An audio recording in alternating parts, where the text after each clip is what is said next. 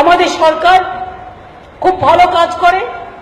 আমি জানেন তো, আজকে অনেকে একটা কথা যদি আমি বলি ভাবে দিদি কেন বলছি, পরে কাজে লাগে। আজকে আপনাদের মিটিং বলে বলছি, আমার ইনকাম কত গভর্নমেন্টের? 40,000 কোটি টাকা। যখন এসছিলাম ইনকাম কত ছিল?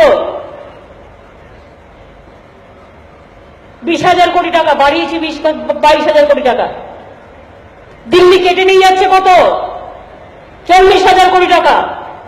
40,000 কোটি টাকা যদি ইনকাম হয় আর 40,000 কোটি টাকা যদি কেটে নেয়, 2 টাকা কিলো চাল আসবে কোথা থেকে? বিনা পয়সায় চিকিৎসা আসবে কোথা থেকে? কন্যাশ্রী স্কলারশিপ আসবে কোথা থেকে? সংখ্যালঘু স্কলারশিপ আসবে কোথা থেকে? বৈতরণী হবে কোথা থেকে? সবুজ সাথী সাইকেল কিনবো কোথা থেকে? এটা মাথায় রাখতে হবে। মনে রাখবেন, অনেক কষ্ট করে চালাই, অনেক কষ্ট করে করি।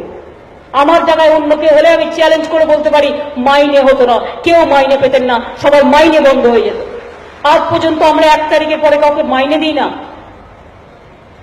আমার লোকপ্রসার শিল্পী আমার 80,000 আছে, আরো 1,14,000 আমরা পুজোর আগে নিয়ে নেবো, 2 লক্ষ হয়ে যাবে। এই সরকারের মতো মানবিক সরকার সারা পৃথিবীতে একটাও দেখতে পারলে আমায় বলবেন, দেখাতে পারলে যেদিন বলবেন আমি করব না, আমার করার দরকার নেই। আমি ঘরের খেয়ে বোনের মোষ তাড়াই, আর কাজ করাটা আমার নেশা, এটা আমার পেশা নয়। যতটা পারি সাধ্যমতো করি, এর থেকে বেশি আমার পক্ষে করা সম্ভব নয়।